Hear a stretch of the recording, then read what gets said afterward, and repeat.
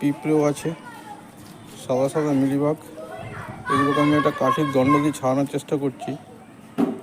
তো তারপরে এবার আমি নিম অয়েল স্প্রে করব। নিম অয়েল স্প্রে করব।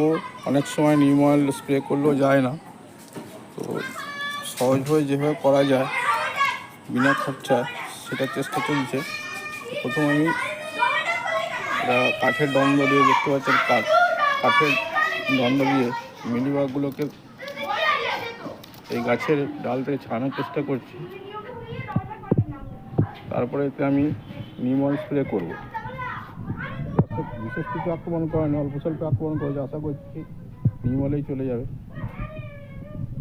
অনেক সময় নিম অয়েলে যায় না, তো সেক্ষেত্রে যখন আমাদের প্রয়োগ করতে হবে একতারা বলে একটি ওষুধ আছে,